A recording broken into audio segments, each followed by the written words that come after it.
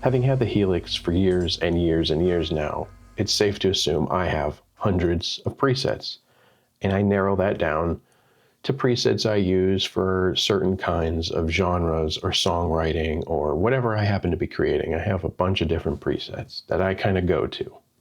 So first off, to be able to be inspired by my presets is very important. When I have an idea, I want to be able to sit down, plug in, and just try and get that idea out as quickly as possible and as close to what I hear in my head. To be able to start with presets that I enjoy obviously contributes to that. And of course, you can do that on any one of these modeling devices. But what I particularly love about the Helix is to be able to take my preset that I'm using for demoing, create my idea. Then what I will often do is drag that preset into Helix Native inside the DAW. And, any sort of production or additional effects that I use to kind of get to that idea in my head. Let's use as an example a melody line. Say I come up with a melody line and I want it to be washed out in delay and reverb.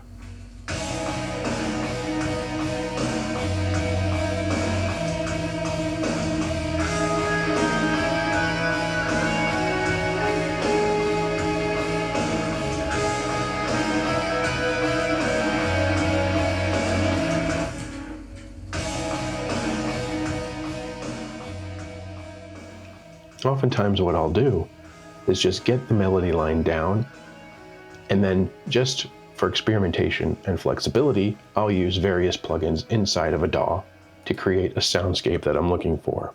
Once I do that, I will often take my original demoing preset, drop it into Helix Native, and then add effects within Helix Native to get that as close to the sound that I created in the DAW. Now, it might seem like I'm creating extra work for myself, but what I did is I was able to just sit down, and again, time is of the essence when you have an idea. I was able to sit down, get the idea down, and I feel confident that the idea has been documented. Then I'll put on my producer hat and I'll start fiddling and playing around with different effects. And then, like I said, round trip it into Helix Native, get the guitar tone sounding as close as I can to what I created inside the DAW. And then the beautiful thing is, if this is going to be a piece of music that we are inevitably going to be playing live, I can take this preset that I tweaked and created inside of Helix Native and then drop that over to the Helix Floor so that I can just play live and tweak it to sound good live.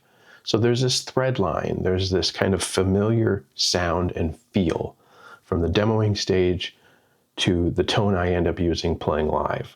It's seamless. It's the closest thing you can get to the original album sound or track sound that we end up recording. And I didn't need to disconnect and unplug and unpack my live rig. I have my HX Stomp here.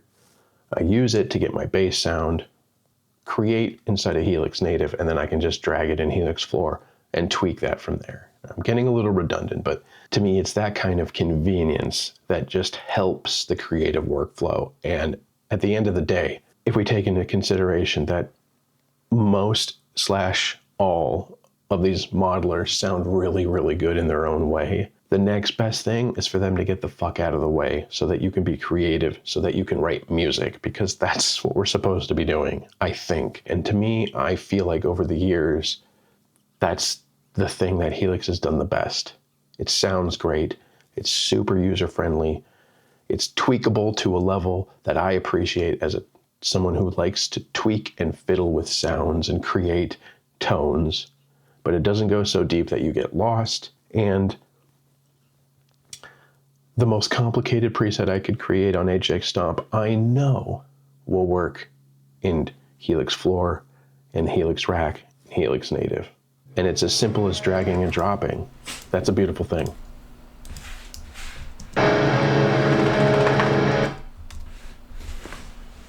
What are you doing? What are you doing? What are you doing? What are you doing?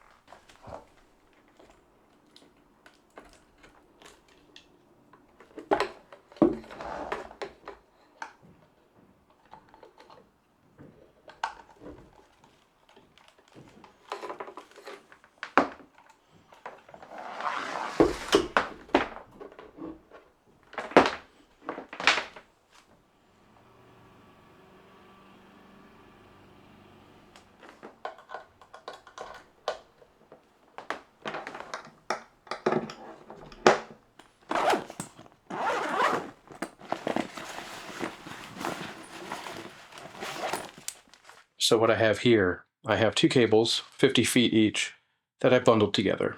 And what the purpose is, we have one cable going from the wireless to the Helix, the input of the Helix.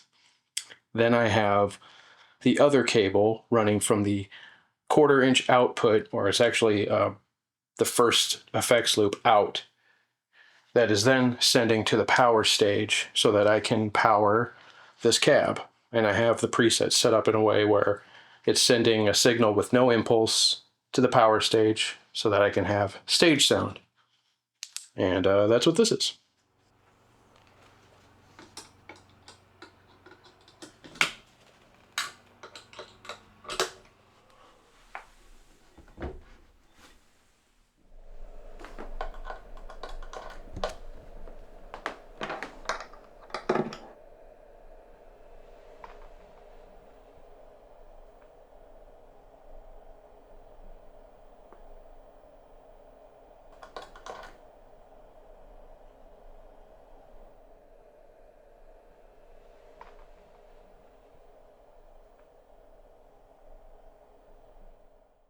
Hi, I'm right here. This is the setup or an approximation. This cab is not the cab I use live. I repeat, this is not my cab. I'm borrowing it from my good friends at Music Around for this demonstration. You know, because people are visual, and if I don't have every component, then somebody's going to leave some sort of ridiculous comment about how this is. Wish you would have showed your whole setup. I wish you would have just. Why don't you just show?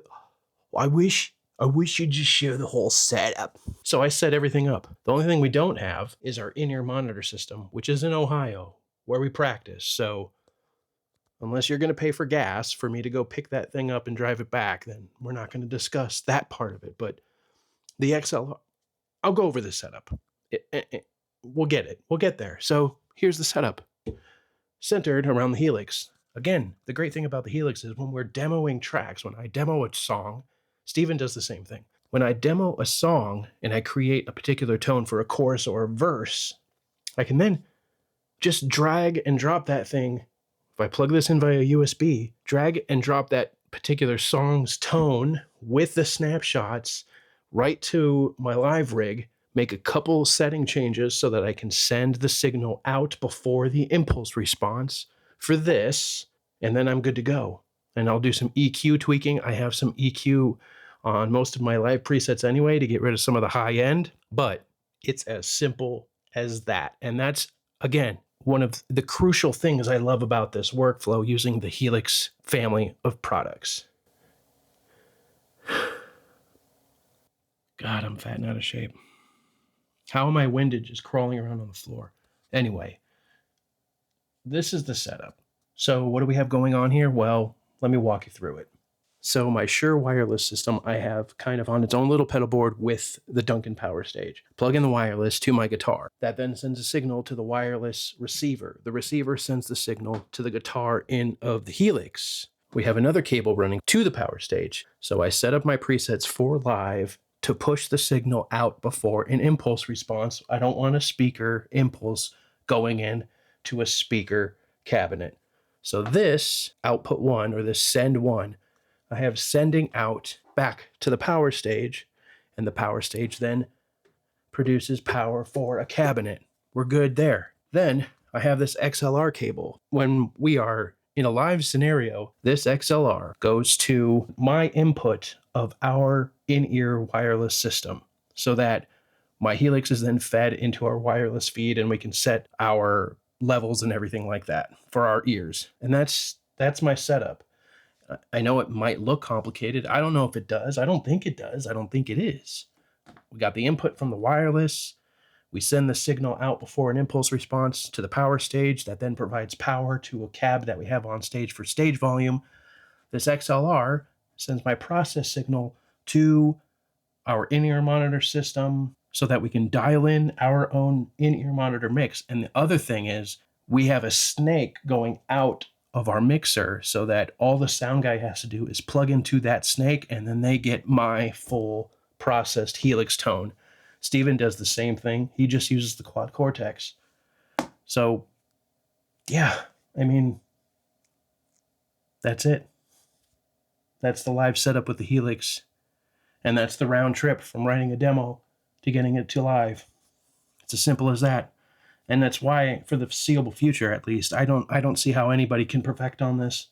And again, it's not a debate on which one sounds better, because that's a dumb argument. It's a stupid argument in my opinion. All of these things sound awesome.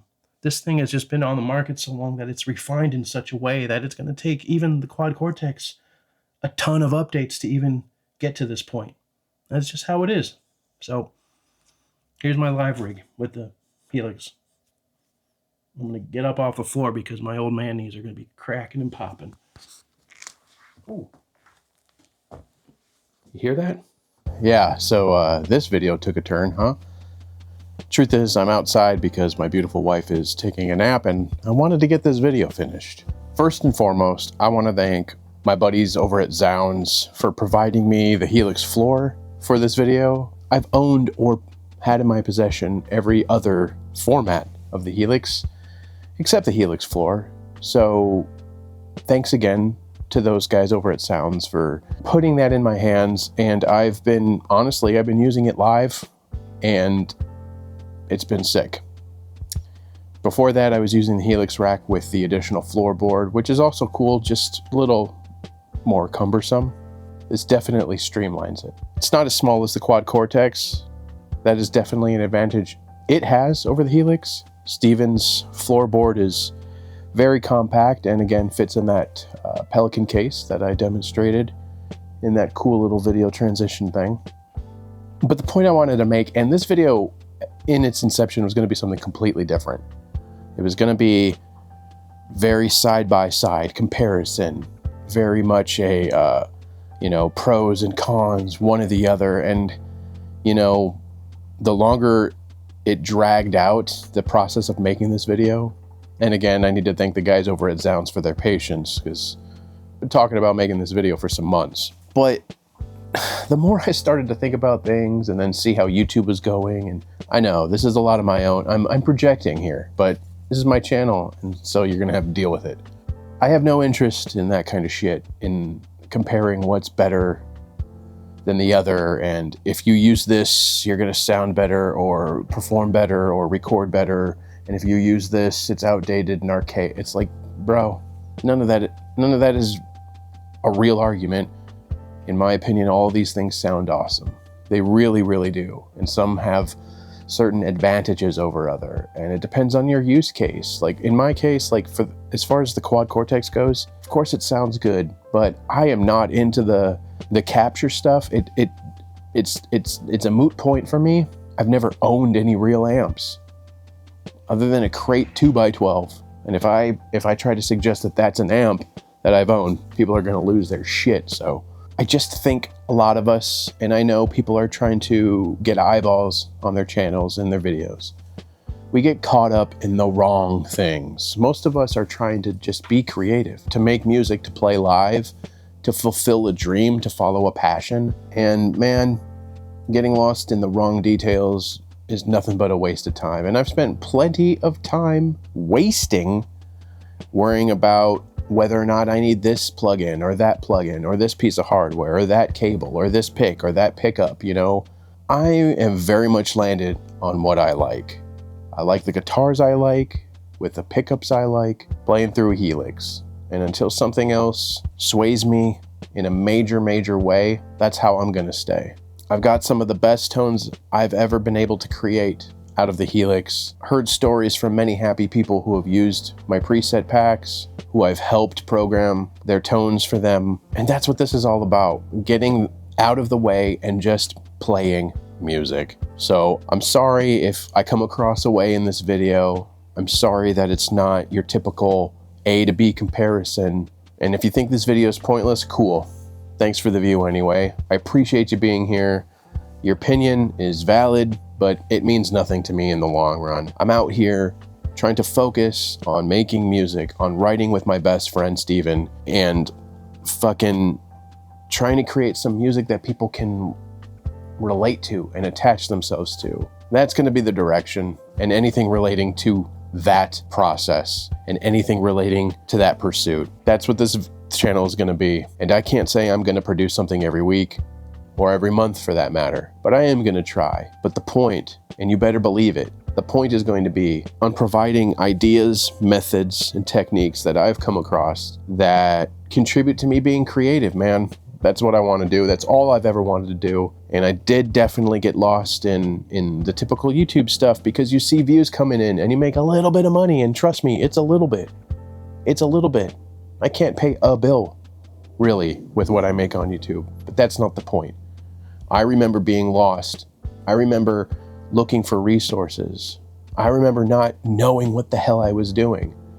And then there were message boards and forums, and ain't nobody about reading anymore. I'm trying to refocus what I initially set out to do with this channel, and that's get ears on my music and help people do the same thing. Make music and be creative, because it's done a lot for me.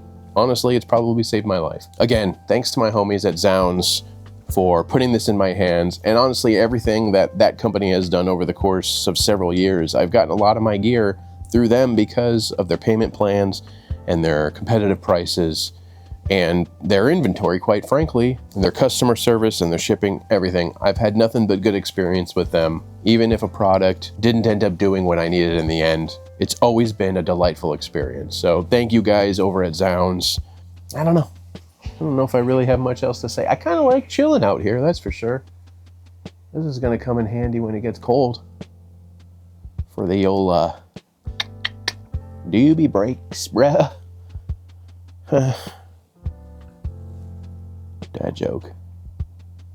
Anyway, guys, thanks for watching. Hope you got something out of it.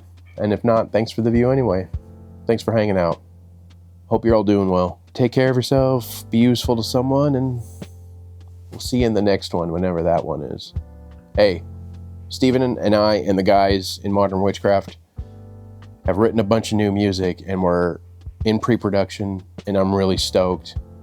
So keep an eye out for stuff relating to that. And thank everyone for the support so far with me putting a lot of focus and energy into that band, because it really does mean something to me. It means a lot. All right. I'm gonna do something. I should clean this shed out.